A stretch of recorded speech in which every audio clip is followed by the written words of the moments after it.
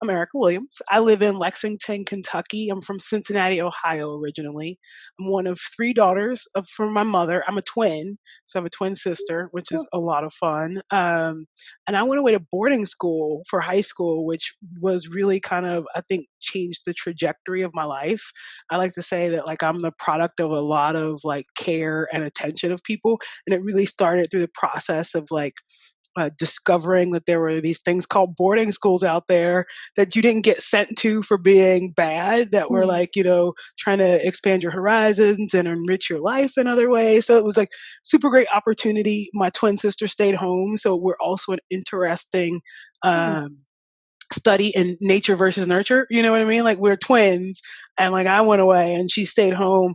I like to say she had like a bit of a detour, but Mm. from boarding school, I went to California for boarding school, so Okay. Ohio to California, and that was pretty incredible because the school called Thatcher has a horse program and a camping program. So learned a lot about the outdoors and started Mm. kind of like being really exposed to different sort of things. Maybe that probably planted the seed for trail running a bit, maybe really Mm. early on, but I certainly was not a runner. I did track for one day. I showed up to track practice and they're like, okay, run, run. And I'm like, you mean all we do is run? And they were like, yeah, it's track. And I was like, I gotta find something else to do. So I like figured out how to I think I did an independent project where I wrote a play, and Mm. I cast the senior guy. I was a sophomore. I cast the guy that I was in love with, who was a senior, as my in a kissing scene. So I already Nicely plot, yeah, played. yeah, Yeah. already plotting and sort of figuring out the connections early on, and then yeah. So after high school, I went to New York City. I went to Barnard College, and sort of lived in the city after college, and bounced around through different jobs related to. I started out as a writer, and then I became like a graphic designer editor, and then that kind of just morphed into eventually I was a production director for a fashion magazine, but I'm like the least fashionable person Oh, ever. But it just a that's really, cool though. That's yeah, cool. just a crazy career in New York. And then I Mm. think I was like, New York is for the rich or the young, right? And I'm not rich and I'm not getting younger. It's time to figure out what the next step is. And so I'd started playing tournament Scrabble. Tournament Scrabble's a thing. I've Wow. Yes, it's crazy. I've played Scrabble all over the world. Actual tournaments. Actual tournaments, yeah. So there's like ratings. I don't even know what my rating would be anymore. It's on like I think like a 2,200 point scale. I mean, all over the world, Scrabble. So Wow. I've been playing a couple Scrabble tournaments, and I met a guy playing Scrabble, and totally platonic. And I was like, oh, I'm just trying to figure out what I'm going to do. He said, move to Chicago, and we can become Scrabble champions together. And I moved to Chicago. I met him in January. I moved to Chicago in May, and so like we had like our own rooms, and we were going to become Scrabble champions, and then we became romantically involved. That kind of like went on for 10 years. We broke up a few years ago through a lot of kind of ups and downs, and I got sober in that time, and just really Ooh. like I started working for Amazon. We moved to Louisville, Kentucky, because I've been chasing our favorite band, My Morning Jacket. Check out My Morning Jacket. I've seen them 80 times. And so, yeah, so just ended up in Kentucky with Amazon, and then kind of bounced around. I'm in Lexington now. I moved here when I took a job with customer service, met my husband, and started running my ass off. So that's it in a Wow. nutshell. Yeah, yeah, in a nutshell, it's a big old ball of stuff. That's a very interesting, like, there's so much to unpack there. That is so, okay. So the tournament Scrabble for one. So are you onwards with friends? I don't And do play. they hate? No, that's like so amateur, probably. No, I don't. It just mostly, I just don't do much with Scrabble anymore. I Oh, bounce okay. around different subcultures, so I'm really hoping that running sticks, because like I get really like in depth with something. I'm like all or Okay. nothing, and Uh-huh. then when it's over, I pack it up and I don't really deal with it anymore. But I still keep the friends I made. So Yeah. I don't do words with friends. I'm just kind of I don't even play Scrabble at home anymore. Like I don't own a Scrabble You're board. kind of over it, that part. There was a there was a Yeah. lot of Scrabble. Yeah, Yeah, okay. there was a lot of Scrabble. There's enough That games to phase is last a over. lifetime. Yeah, definitely. I like how like your whole story that you told me, and like my first question was, do you play with words with friends? Because I'm imagining playing with you and getting my ass beat. So your kind of gateway into eating a whole food plant based diet was running for you. Is that right? Yeah, for sure. I've been playing around with plant based. I think probably for a while. I mean, I think back to there was a point in Chicago where I kind of was like, I need to pull myself together. I was about 256 pounds. Mm. I was just kind of eating and drinking and not feeling great. Um, and this is going to sound very strange, but I met up with these.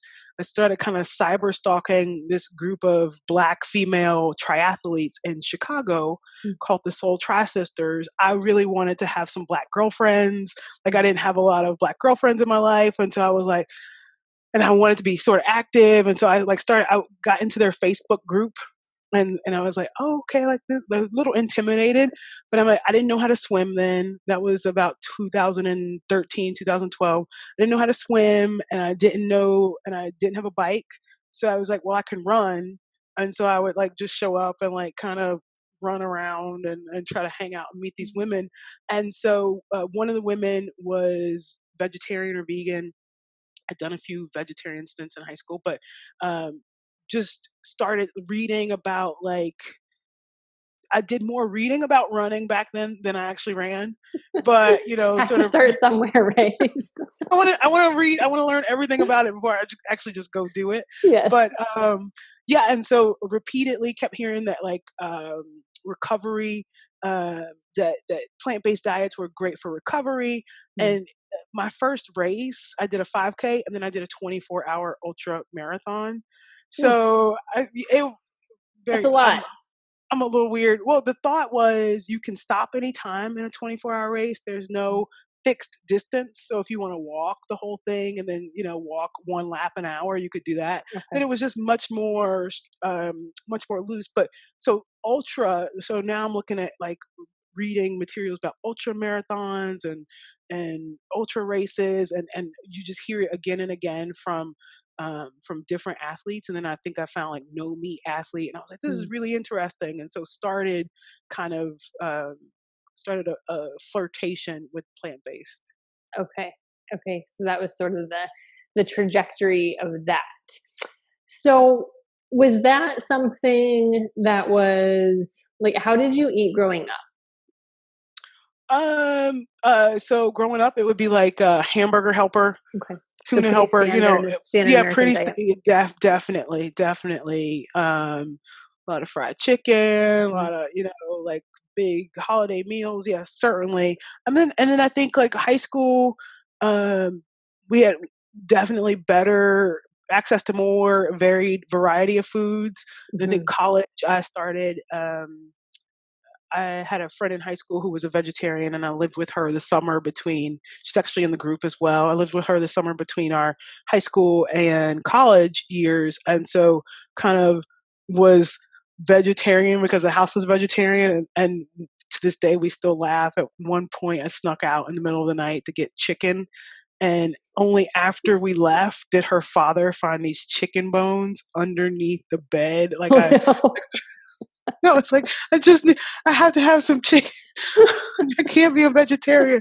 So yeah.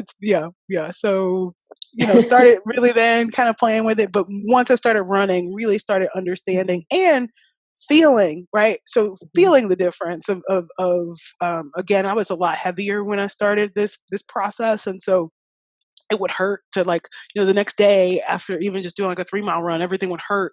I was trying to do Yeah. CrossFit and rowing in those days, but it'd be like I'd work out and I'd just feel so beat down that it would take 2 to 3 days Mm. before I was like not sore enough to work out again.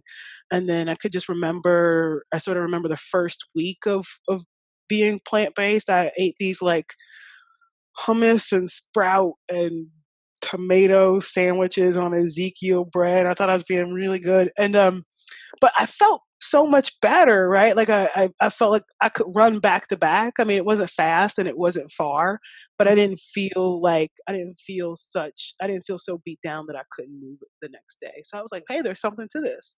And so you had stopped drinking at that point, is that right? No, you No, were I still. was definitely still drinking, Okay. and so that's why I say the flirtation, right? Like, e we know what's good for us, right? But there's so much other stuff wrapped up in food, wrapped up in Mhm. liquor that, like, it was years, right? So the story, I'm talking to you about 2012, 2013, but it wasn't really until 2016 and 2017 that I Mhm. started to unlock all the baggage that was associated with these things. Mm. And so I think that's sort of the ping pong that kept happening. Like I feel good, but I'm not dealing with all the stuff that's making me keep turning to these things. So willpower only lasts so long. So if Yeah. you're not dealing with the stuff underneath, it's gonna boomerang right back. So I didn't understand any of that though, right? Mm. I honestly thought it was a physical I thought it was a physical journey. I thought, Mm. like, I wanna lose some weight. In order to do that, I'm gonna run. And it wasn't like I wanted to be a runner. I would have done anything that would have been like 1 plus 1 equals, like, I knew that there was no magic pill. I'm a smart woman, Mhm. but I still was just not, the motivation was wrong. And then when I really fell in love with running and running became the goal, all of a sudden, like, it wasn't a chore to eat right, and the weight started coming off without even thinking about it, right? It was just like, i want to do I want to do what makes me feel good and makes me run long. So it was a very long evolution with a lot of boomeranging back. And I think, like, Mhm. so that's like, yeah, the drinking piece. So it's like, but you don't know. You don't wanna know, maybe. That's it. That's Yeah, it. yeah, It's scary. yeah, it is. So I think, oh, you just summed it up so well because I quit drinking as well. I just have been sober now 5 years, but so for you, because you talked about, like, there's all this baggage that you kind of have to face. Like, you can be motivated by this, you can kind of start in this way, but at some point you get to the point where you're like, okay, that stuff is going to come out. So did you, like, were you on a quest to, like, okay, I'm going to tackle my bullshit, I'm going to tackle my demons, or did that kind of happen as a result of making these changes? No, so none of it, like, the changes even came about. I think the biggest catalyst was, so I told you I moved to Chicago to be with Scrabble Man. And so that was I about a love it. 10-year long relationship that, maybe 4 years in, I kind of knew was not, that wasn't my person. And Mhm. then, but our lives had been so intertwined and we had a lot of fun together. Like, he was a best friend, but, like, not a partner. And so, like, you bury that, right, for like 6 years. So I'm gonna get high, I'm gonna drink, I'm gonna Mhm. eat, like, I'm gonna just do all these things that distract me, numb me. Man, and my life wasn't terrible, right? I'm bubbly and outgoing like I am now. So on the surface and outside, it was like, damn, she's got like everything. And then I felt like I would come home and just be like, just not myself. I never felt like truly at peace. And so it Mm. really came to a head. Like I said, we moved to Louisville from Chicago and thought, like, then we chased my morning jacket around one year. We saw them 35 times in 2015. And so all of a sudden, like, my life th- was focused on the escape, right? So I'm working to pay for this escape, which is following this band around. And so when we moved again, and then the band stopped touring, and it's like, now I have to, like, be with you in my regular life. This sucks. And so, Mm. like, we had a fight, and it was like, we should just break up. And the fights were always like that. And I went, yeah, we should.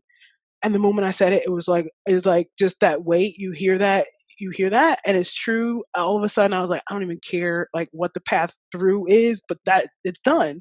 I went out and ran for the first time in 2 years that night, just to get out of the house, and it wasn't pretty, but I came back and I just felt like super exhilarated. And so, um, I had stopped drinking though a year prior, so it still took a year of not drinking for me to unpack the different pieces. So that's the other thing, right? Not drinking didn't become this magical thing where all of a sudden my life was better, but it gave me the courage to create a life that I didn't want to escape from. Mhm. It was Mhm. like waking up. I tell people, you know, Mhm. um, some people who are in recovery programs. I did it on my own a little bit. Like, like I quit because I wanted to wear a bikini, right? Thanks my morning jacket. I wanted to wear a bikini at my morning jackets one big holiday. It was this Mexican vacation, 5 days, 4 nights. They do three concerts and bring down all these other bands.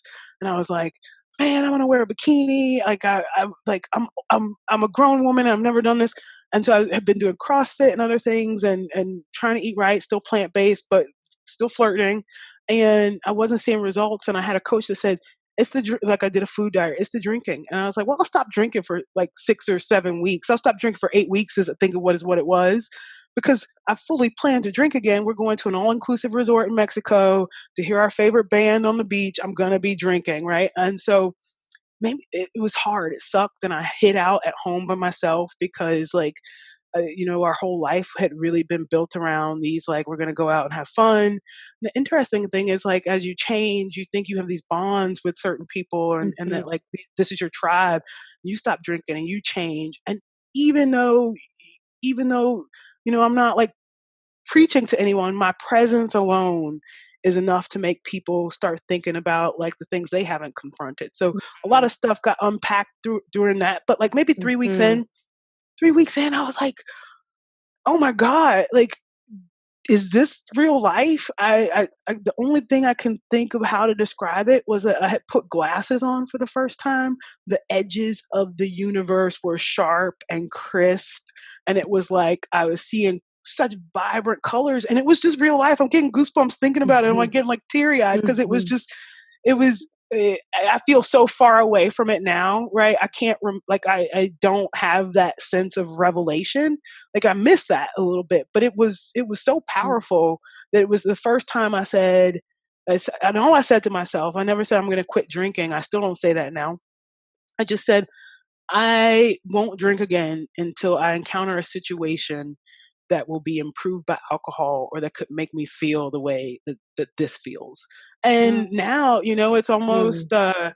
almost 4 years later, and I haven't had that feeling yet. I've been through some tough stuff, some fun stuff, and I think a month or two after I got sober, my dog died, and that was like just the really hardest thing I had gone through to that point, and it never occurred to me to pick up a drink. And so I've just been like, I never say never, but I just haven't encountered anything in life that's like alcohol is going to make this better, whether it be a celebration or whether it be a mournful, sad event.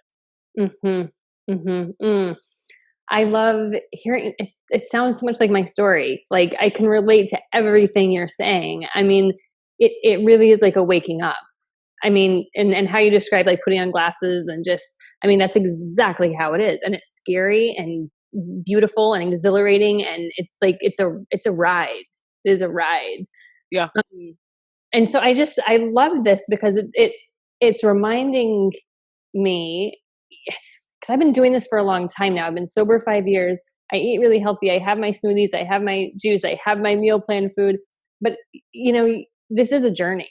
I mean, it's such a journey, and it's just like nobody just suddenly wakes up and this is like their life is all of these plants and living this really healthy lifestyle. Like it is such a journey, and you just so many things like you plant the seed for, and then it might not be years until you're like, oh, piecing all of the Yeah. things together. Hmm. So yeah, so it's a reminder to people to like, this doesn't happen overnight, and like it reminds me that there is no like goal, but it's everything that you learn in this beautiful process about yourself. Yeah.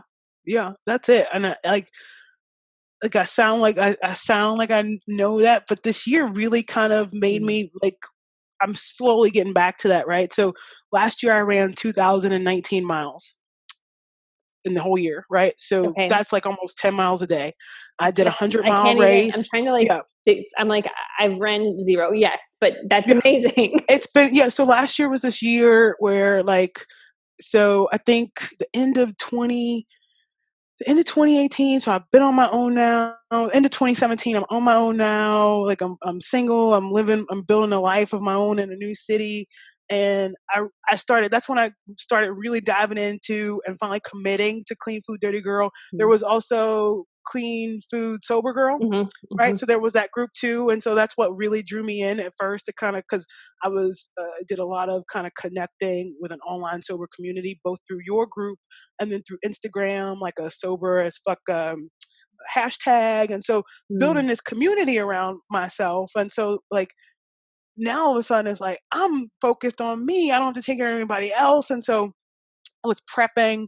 Like I think of like 5 of the meals that I prepped during that time are still like my staples, and that like I Nice. like feel like comfort food that I still Mm. come back to. And I was eating then, and then on the other side, like I call it my rice and beans kick. Like I was just in this rice and bean zone for about 6 months, where I basically had like the soylent drinks. I was also trying to like maximize like productivity, reading about like maybe I'll have a uniform so I save my mental fatigue. So I'm going to drink this drink so I don't have to think about food.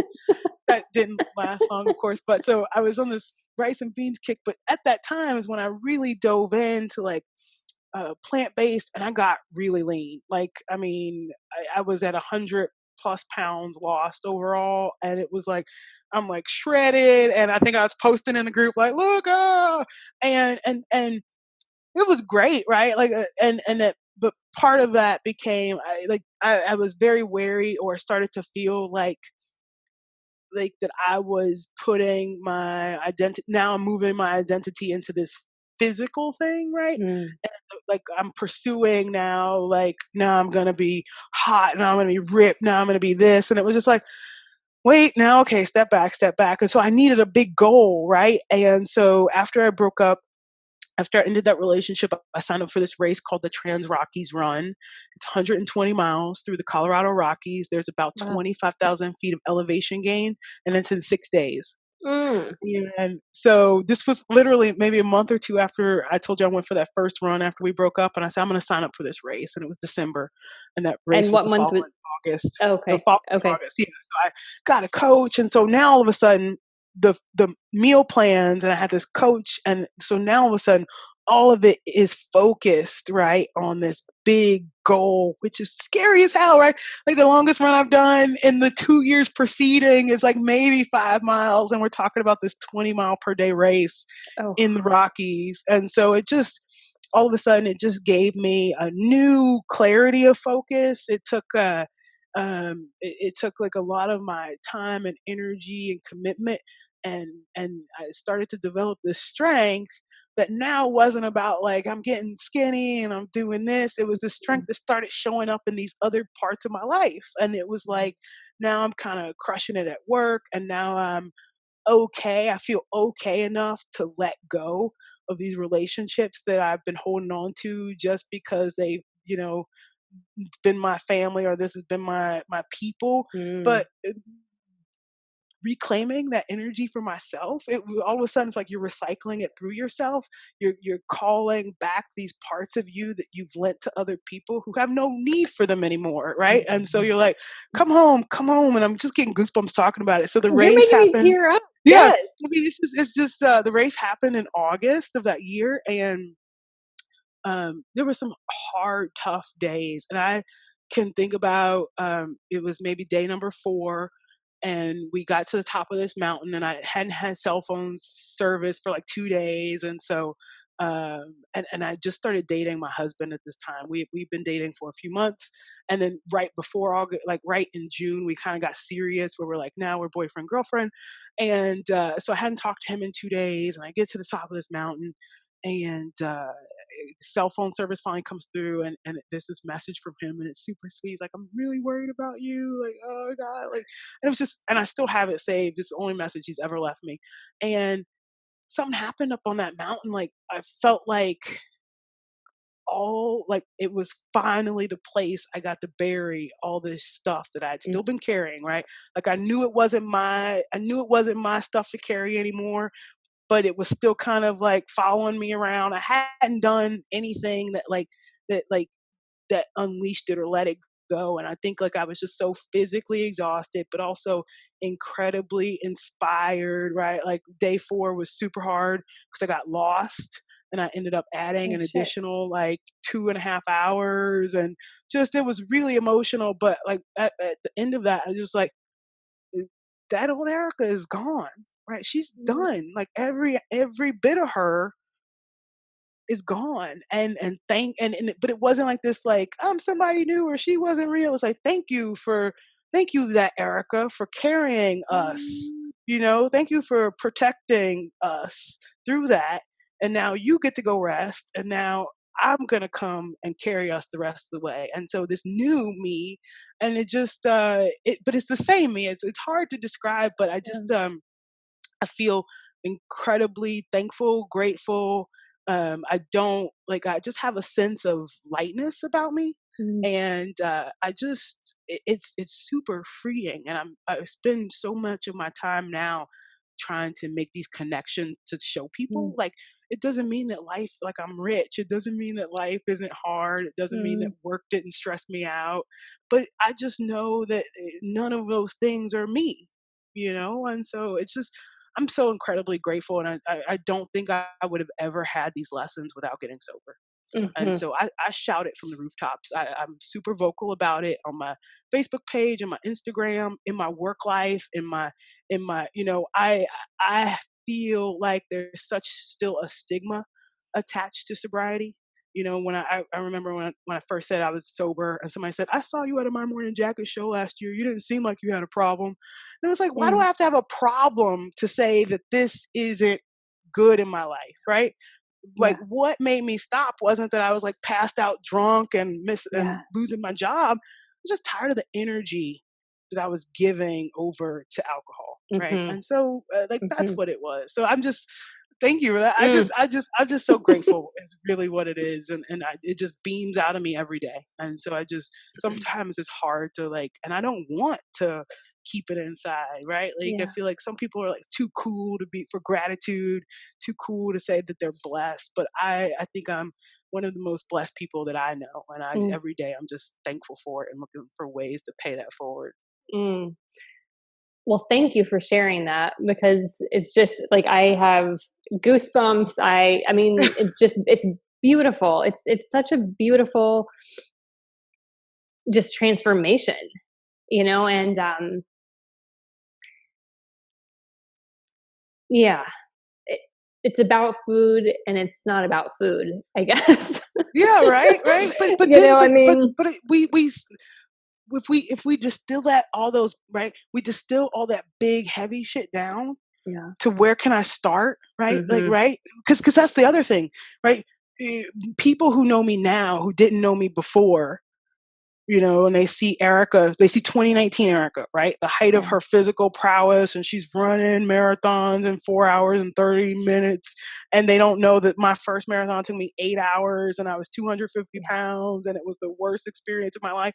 Like, so those people do themselves a disservice because they look at me without knowing kind of where I've come from and go, but you don't understand, or but I can't.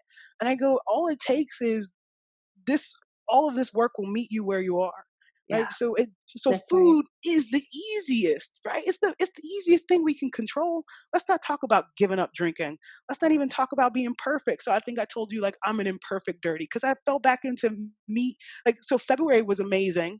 I had been connecting with Lindsay Mhm. through the winter, Mhm. height of my prowess, and then some health issues popped up, and I started like gaining some weight, and I was like feeling just really uncomfortable in myself, and doctor recommended like that I get on birth control to try to control things, and then I flew off the handle, and all of a sudden I'm like a Mm. 16-year-old hormonal girl, and I just like felt so not great. And Lindsay's like, lighten up. I actually reached out to her because Mm. she's the glowing poster child of lighten up. And so I'm like, I miss my spark, Lindsay, and there's something in you that like reminds me of that spark. And she's like, go for it. And so what I used to tell myself, oh, it's so expensive. But like, think about all the investments I make in other people, the investments I make in like my the outer, the physical. Like, why Mhm. can't I take this investment in myself? And so I actually signed up in January, started February, and February was incredible. I mean, I started feeling like myself again. Have followed the day, like every day, sit in front of watching the videos and feeling really great. I was down 7 pounds, and then like feeling really good. And COVID came, and it was like Mm. boom. Mhm. And I work for Amazon, and so things got really crazy. And I was working 7 days a week, probably 12 to 15 hours a day, Mm. still kind of hanging on. I still juice every day, and my Mhm. husband enjoys a daily juice as well. But things just started, and I started feeling like I went from being the pinnacle of on it across the board, and as things started to slip, I think you go, God, it's all or nothing, right? So I Mm. can't run 10 miles a day, so I'm going to run 0. Oh What? yeah. Go walk 1 mile, and It's not or logical, but yeah. yeah, yeah, it's easier, Yeah. right? And so I think, yeah, so I'm at the point now where I'm going, you don't have to do what you did, but you got to do something. So Yeah. and again, like I feel super encouraged, and I want to share with people. I'm so open, right? And I want to live openly, right? I'm excited about the work ahead because I've done it before, right? And so You I know. know and I Mhm. know it can be done. And this Mhm. time, right? Like coming back to it with a even more respect and reverence, and also a commitment that I won't go off track, that I'll try really hard not to go off track, right? That it doesn't have to be perfection, but it can't be nothing. Like we can for sure have those thoughts of like, okay, if I can't do it all, then I'm not going to do any. But then we don't have to act on them, right? We can be like, Right. okay, it's okay. We could just do a little bit, and it's okay. And then you ultimately end, you feel way better. Way better. You Way know. better. Yeah. Yeah. So moderation. This is what we're all. This is the key here. If we Word could of the year. moderate, we'd be sober. Yeah, right. Exactly. I just love you. I mean, really, Oh, the thank joy you. that you emit, and the you just radiate this joy, and it comes from this place of like going through all of these discoveries, Hmm. and learning all of these things about you, and just keeping on your path, and having that be okay. The little step backs, or go, you just like you're dialing it in. Like I just hear you, and I keep feeling We like you just keep yeah, dialing it in. yeah. We got one shot here. We don't get a do over, right? Mm. And so uh, I spent enough of my life, right, years in situations that I knew were not right for me. And I'll be damned. I'm 41 years old. I'll be damned if waste more time focused on things that don't enrich me and don't enrich the people around me, don't make my bubble better, right? So yeah, so I just can't go back, right? And I'm just like, oh, I got so much time to make up for. And the crazy thing is, I was still, it's right. It's not. I was still this Erica. Like if you and I were talking when I was drinking Erica, I might be 80 pounds heavier, but I'd still be bubbly. I'd still have a smile. I'd still. So it's just like, imagine you feeling good, but then you don't realize you actually are feeling pretty bad, right? So you don't Yeah. know. What I tell people is you don't know how bad you feel until you actually start feeling good.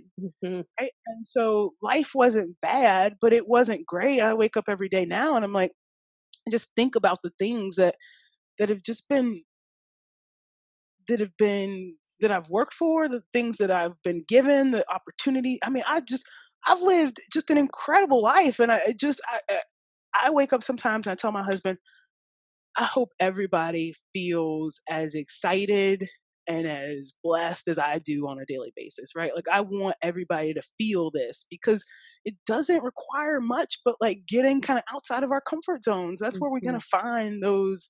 And it's all like it feels all like platitudes, but it's the closest I can get to describing it because it's just opportunity after opportunity after opportunity for this kid from Cincinnati who didn't learn how to swim until 2014, who, just some crazy experiences. And I've just been super lucky. So I just don't want people to close themselves off. It's really easy to do. I've seen other people do it. And I just think like we just have to find that sense, right? That there's something in us that we just have to get to, and Yes. it'll guide us to where we need to be, right? And Yes. so not perfection, right? Progress, not perfection, is what I've been telling myself over and over again. So, been getting back Absolutely. to running, and it doesn't have to be long or far, but every day I'm able to put shoes on and just get out of the house is a blessing, right? It Mhm. doesn't have to be a marathon. So I'm just, Mhm. it's so much fun though too to rediscover it. It's scary at first, Mm. but if we show ourselves that grace, like, and just say like, hey, I get to learn. How many times have you thought if I could do this all over again, right? And now here I get to like kind of rebuild again and take what I've learned and like create this, this new kind of reality for myself. I'm not going to be ultra runner Erica, but who's this new Erica going to be? Because I'm always iterating and becoming this different Erica. But we only got one life here. So we Mhm. just gotta try on all the different coats and all of the different us's that could be, Mhm. and then take those pieces and craft this just beautiful mosaic of life. And so I've been just super lucky to do that across geographies, across different like activity groups. I used to swing dance, and I'm a crazy knitter now, and just Awesome. yeah, I just want to more than anything tell people that I promise you your tribe is out there, but Mhm. the tribe really starts here, right? And when you kind of figure out like the person you want to be and the things you're in, just show yourself some grace. I think I see that over and over again. Is that and Mhm. it's hard to start when we're beating ourselves up. Mhm.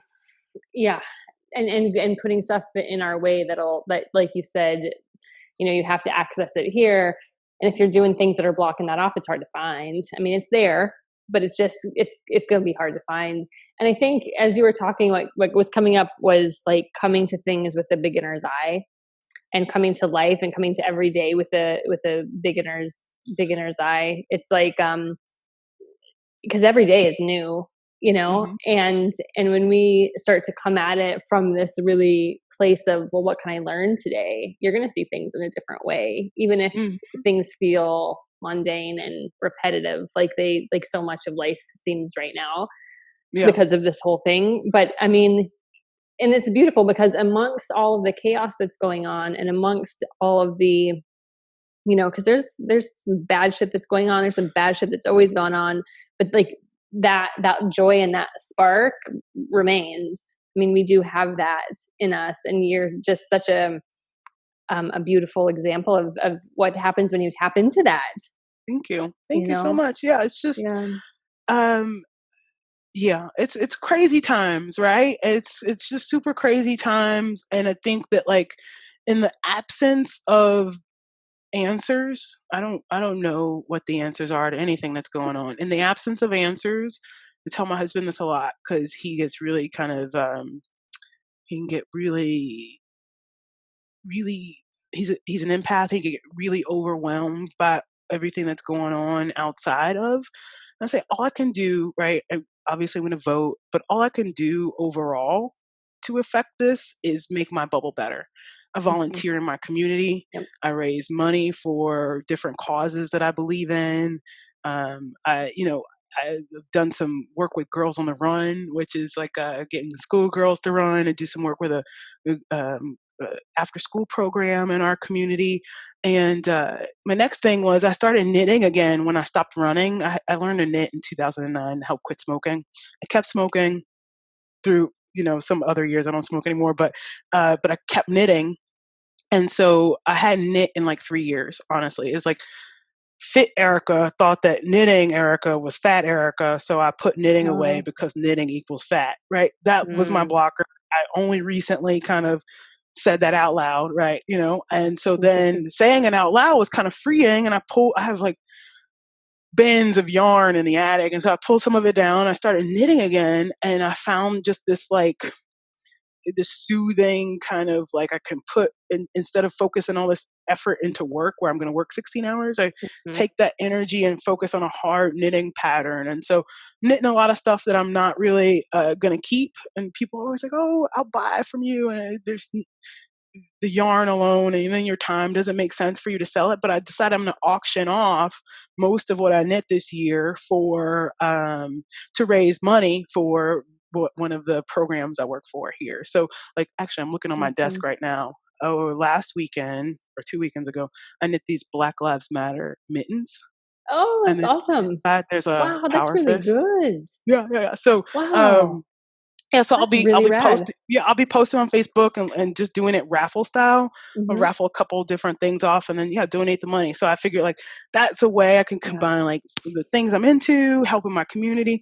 But that's how I feel like we can combat some of the yeah, feelings of like helplessness or what should I be doing. We just find ways to make our bubble better, right? yeah, And then vote and then hope that like enough people making their bubbles better, our collective bubble will be yeah, better. yeah. There's always something we can do, Hmm. but again, I think a lot of times people think about this really big picture, and also, okay, how can I fix? How can I fix this? And it's like, well, let's take a step back. Like, what can you do today to help somebody that Yeah, isn't as privileged as you are, or that doesn't have the resources that you do? Like, let's just do that one thing. And I think you're right. I mean, because it can be really overwhelming, but if we just dial it back and like, okay, there's always something to do. yeah, yeah, So I think that's great yeah, advice. that's Yeah. across the board. Like, let's just Yeah. start where we are. Let's start where we are. The other Yeah. thing I want to share is I have this motto, and this motto has done me well probably since the time I went away to boarding school. And I tell you, and I say it out loud, and I say it out loud to myself at least once a week since the age of 13 or 14. What's the worst that can happen? When you're sitting there and you're faced with a decision that you feel really uncomfortable with outside of your comfort zone, most of the things that we're faced with are not life or death choices, right? They're uncomfortable choices. They're not ideal, but what's the worst that can happen? And whether it's something as like, I could think about a few weeks ago, the last thing I wanted to do was go visit some family. And I was like, oh God, and it's going to be the whole day, and we're going to do all this, and sort of really kind of building it up in a really negative way. And I Mm. went, it's how much time, right? Like in the grand sense of things, you spend 9 or 10 hours doing work you might not want to do. What's this time going to be? So you're going to go. So go, and it ends up being like just the most rewarding, enjoyable Mm. time. We came back. My husband and I drove back together, and it was just a really great time for us to connect alone and reflect on like how well the trip had gone, better Mm. than we had thought, and just I think like we spend so much energy, right? Projecting on what that experience is going to be like, planning Yes. little thing out. And here's the thing that like if you're committed and you're going to go, what's the worst that can happen? What's the worst Mm. that can happen? I have a miserable time and it's 6 hours of discomfort and whatever, right? But Hmm. we know, especially sober people, we know about boredom. We know about Oh yeah. discomfort. We know about, you Yes. work through those things without creating these escapes for yourself. So anyway, moral of the story is what's the worst that can happen? Like, live on the edge a little bit and you'll be totally surprised and worst comes to worst, you have a good story for later, right? Or Hmm. you can tell your husband, I'm never going to go with you on this trip again, or but most of our decisions aren't life and death, but we create these. I think we create these frenzies for ourselves to Hmm. really take the focus out of like sitting with discomfort. Hmm. Hmm. Yep, that's a big one, and you're right. I mean, when you get sober, you just have to, because you're not going anywhere. I'm bored as hell. What am I going to do? I'm going to sit here. Like, where are we going? Like, this You sucks, know? this sucks, this sucks, and I can sit here and say this sucks for like 6 hours, and it'll still suck. Yeah, So or you could find something else to do in those six exactly. hours that channels that energy into something else. But yeah, I think that's probably the greatest gift of sobriety is the Hmm. ability to just sit with myself. That's Hmm. uncomfortable as hell, right? Hmm. And the book I read the day before I quit drinking, I finished the day before I quit drinking, is called The Untethered Soul by Yes. Michael Singer. Yes. And so like I had really been, I think for a long time I've been searching, and Hmm. I think most of our searching, I'm not searching for like money, I'm not searching for reincarnation. Like I think I'm searching for just overall comfort with like death. Yeah. And Right. right, right. That's as blunt as you say Basically, it, that's, right? No, But yeah. but I'm just blunt, right? Because Yep. I now understand what it is, like, right? Yep. Because those other things distill down to like, I got this finite, I'm Yep. scared of losing this. And I spend so Mhm. much time fixated on being scared of losing it that I'm not living it, That you're right? not And there. Yes. yeah. Yes. And so I think like I've always kind of had this like I didn't know what it was. Mhm. And I think like and it might not just be death, but like it's been super comforting. Like the Yeah. Untethered Soul was comforting. Been listening to a lot of Ram Dass and Mhm. super comforting Yeah. and less scary the more we talk about it and really Yes. comforting. And then finally a few weeks ago, a few months ago, it was unlocked for me, I think finally. And I think um we've been watching the show Midnight Gospel on Netflix. Haven't watched it. Okay, so it is a cartoon. The cartoon is produced by Pendleton Ward, who does Adventure Time, which a lot of adults are into. I never got into Adventure Time, but it's based off of Duncan Trussell's podcast, and his podcast is Duncan Trussell's Family Hour, and he does. I guess he calls himself what are they like psychonauts, and his mother was like a psychotherapist, but also really into like um, hallucinogens and Yes. Yeah. unlocking like yeah. So he's got super interesting podcasts with different thought leaders and different like spiritual leaders.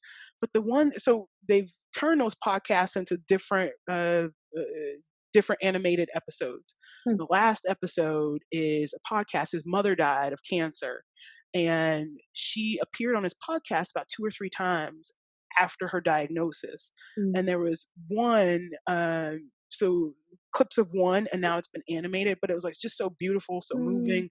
She was in the process of actively dying, and she Yeah. was so calm, and her experience of it and her description of it was really moving and like of course there's that fear of just the end, but she was just the way she embraced it and the way she talked through Mm. it, it was just really powerful. And it just really felt like whoa, it's okay, right? Mm. Like it'll be okay. Like let's spend more time worrying. Let's spend more time actively living, and then she's just talking about the gift of actively dying and being there for her Yes. family, kind of wrapping up her affairs so that they didn't have to deal with it. And I've never heard anybody talk Mhm. about that like that. Mhm. She even got into the nitty gritty of like trying to close out credit cards and her cable bill while she's still alive, right?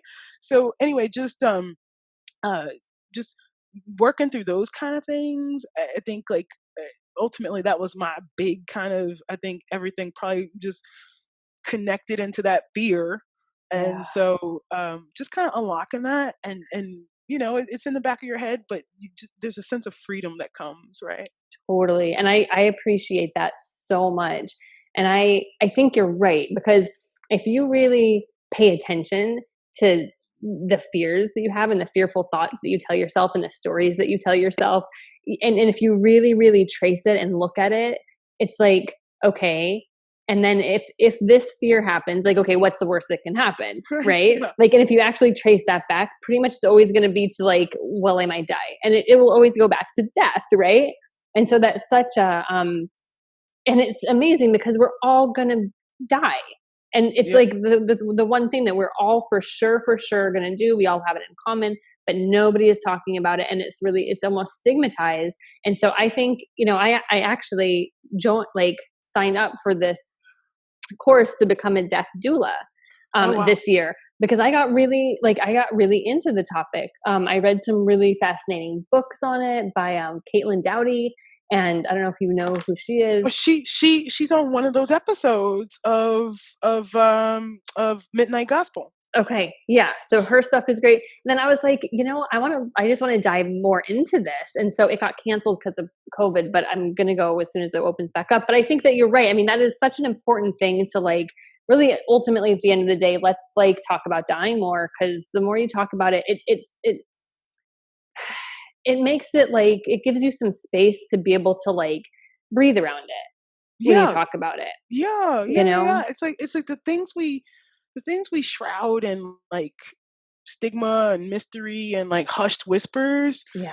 That doesn't do anybody any good, right? And then now Yeah. we all struggle alone with it, and like imagine the power of just like having this conversation, right? You've been Yeah. scared to death, like, hey Molly, I've been all that drinking, all that eating, all that Right. crazy shit, and like I'm trying to outrun death. That's But right. like And when it becomes like that, like again, just discovering this lightness of being is really like I told you, like when I broke up with my ex-boyfriend, like felt that lightness, and then just like every year just kind of growing more into myself, dropping more of this earthly baggage. It sounds really Mhm. crazy, but Mhm. it's true, right? And understanding, like I think work is the best reflection of this. I was recently promoted, which is a very Congrats. thank you very much, was a very arduous process at Amazon. And so I'm Mhm. super proud of that. But like more than anything, what I'm proud of is that I've been able to affect my teammates in such positive ways where they like Mm. really trust me. What I tell them over and over again is like, I feel unleashed at work. I found a team that fits me really well. But beyond that, I stopped taking work so personally. When I meet people, I don't say, "What do you Mm. do?" Right? Like that's got nothing to do with who you are, right? When people ask me what I do, I say I get to solve really cool problems at Amazon that make sure you get your deliveries on time. Because that's really what I'm into is like there's these problems that I get to solve. So I think that like once you can take your ego out of the things, especially work is the primary because we spend so much time focused on work, I'm able to take feedback really I'm able to take and act on feedback quickly because it's feedback on my work or it's feedback on ideas or it's a collaboration. It's not feedback on who I am as a person because who I Mhm. am as a person is so solid, and I've been working on that over here that Yeah. like Yeah. this document, this paper is not going to affect me, or That's so I'm right. able to take feedback in that way. But I'm also able to get creative and again, what's the worst that can happen if I share this idea with my boss's boss? Like, right, he can shoot me down, but there's not. I'm untethered again, right? I'm Yeah. untethered, and so just it, what I found is you're scared, but actually, what happens is people people interact with you people react to you differently. They sense that lightness, they Mhm. sense that like confidence, and they sense that kind of like, oh, right, you're on the up and up, and like this is gonna be a conversation and a discussion, not kind of a like you tell me what to do.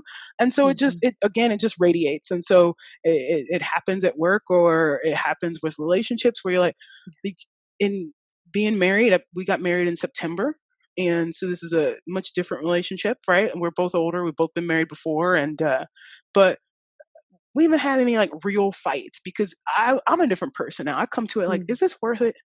Right? In the Mhm. grand scheme of Yeah. things, I'm pissed off about these damn dishes, but is it really worth it? Just put the damn dishes away. So that lightness, right? That lightness Yeah. just spreads across everything. And I think like, and not to say like I can see how culpable I was in the problems in my previous relationship. It's really easy to say like Mm. it's all him, but definitely see my culpability.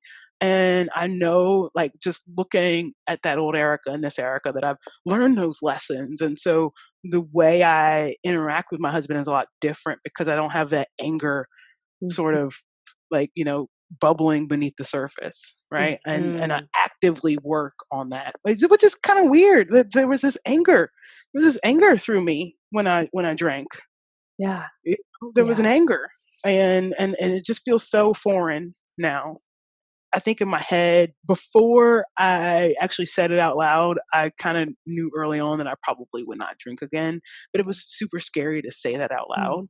and I was worried about what people would think or say. And so we ended up going to one big holiday where I wanted to wear the bikini. I wore my bikini, and then I went back to my hotel room early every night and hid out while everybody else partied because I just Mm. couldn't, like, it was still new enough to me that like I didn't know, I probably couldn't withstand the temptation, but it was also important enough to me that Mhm. I was gonna do everything I could to give myself a fighting chance. And so I Yeah. think like when we came back from that vacation, we spent another week in Isla Blanca afterwards in a house and everybody drinking. And so after coming back from that vacation, I was like, I made it through that. I'm not going to drink again. Like, Yeah. right. Like kind of having that. And then I went to like three more one big holidays, and the last one, my morning jacket brought me up on stage and they're like, this is Erica. And everybody starts screaming because like they know me. And it was just like the highlight of everything. And I'm wearing this shirt that was, what was it? It was, feminist, sober, killjoy. And I have this shirt on. And people were like taking. It was just Nice. just an amazing time, and just it was just incredible to be able to like be who totally authentically who I was, and Mm, not kind of like ashamed, and like what a great kind of signal boost for like, look, a sober life can be fun yes. and exciting and Yes. boring and messy and sloppy. It's gonna look a lot like your life looks right now, except Mhm. it'll be real and it'll be your life.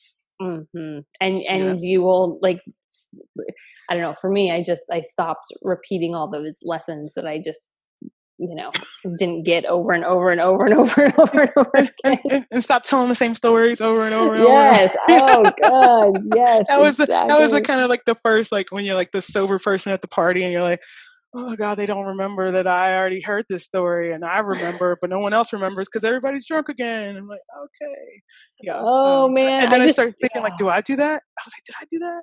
Oh, oh yeah, yeah. I yeah. remember thinking like when I first quit, I'm like, I didn't even know who I was. I had no idea who I was. Like I Hmm. had to completely I'm like, shit, like, man, because it was drinking when I was celebrating, when I was sad, when I was, every single, aspect. But it's, yeah, I love it because it's like, once you, regardless of what that gateway thing is for you, like whether it was running or whether it is, stopping drinking or eating healthier, like that will inevitably lead to the door opening up and to the Hmm. mind kind of expanding.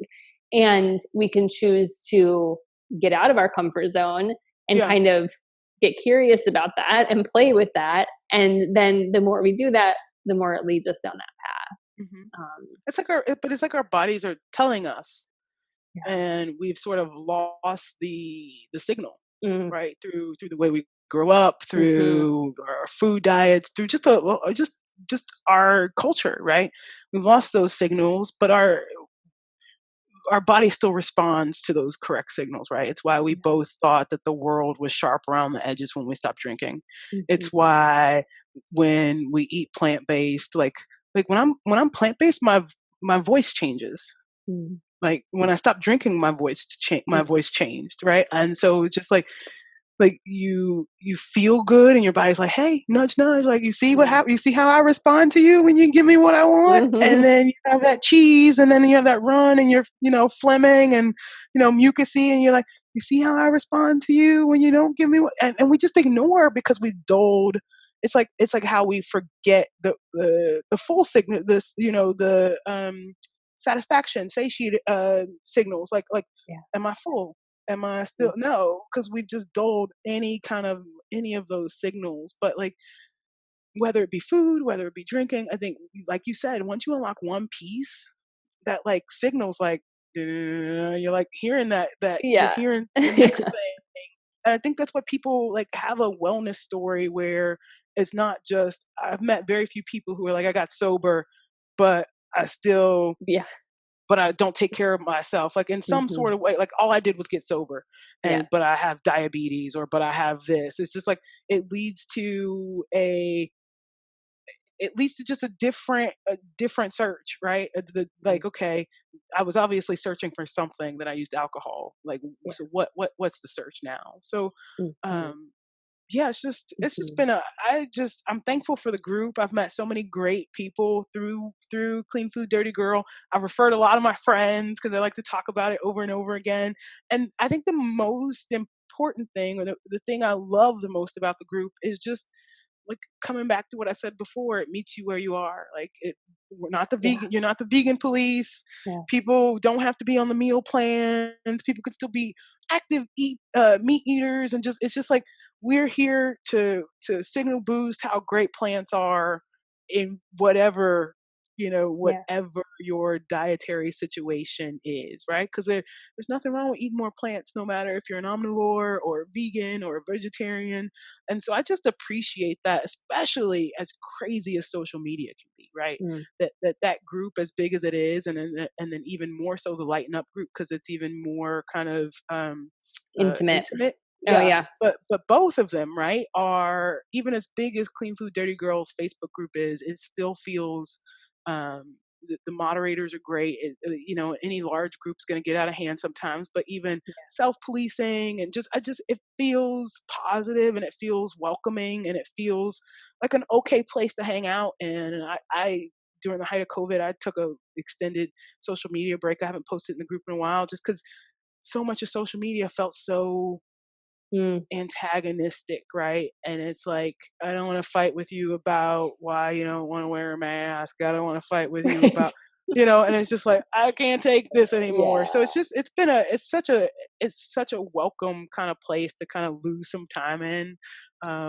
Make some Eggplant jokes and friends. all. Yeah, Eggplant yeah. jokes. I know there is that. There is that. Well, I have to say, like coming into this, I was really excited to talk to you, and I thought we were going to talk about food, but I have to say, like, I'm so glad we didn't really focus our time on that because this has been such a delicious talk, and this is exactly. I think this will. People are going to love to hear this talk and Oh, I see this. appreciate that. And I just thank you for being so open and so vulnerable and sharing yourself with me and with so many other people because I know, I mean, you said something at the beginning of our talk saying like, or when you were talking about Lighten Up and talking about Lindsay and how she kind of just has that spark. And I have to say, like that spark, you have that spark, that Thank is you. in you and you have it. So that thing, whatever you're doing, keep it up because you really do radiate that like love and joy, and you're just a lover of life, and it's a joy to see, especially right now.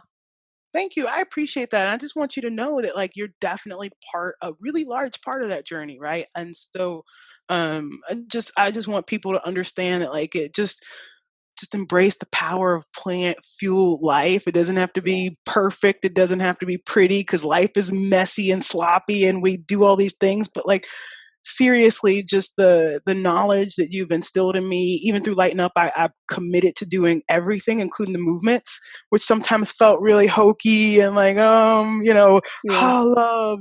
But I'm all in, right? Like there's no What's the denying worst it. that can happen? Exactly. And my husband walks in like, "What are you loving?" Mhm. And so, yeah. So just thank you for being a light for all of us and showing us again that like it's not scary. We have some support, and Yeah. you've just created a really great family and another tribe that I'm super proud to be a part of. Awesome. Thanks again. It's been lovely. Thanks, Molly. Have a good Okay. one. You too. Bye. Bye.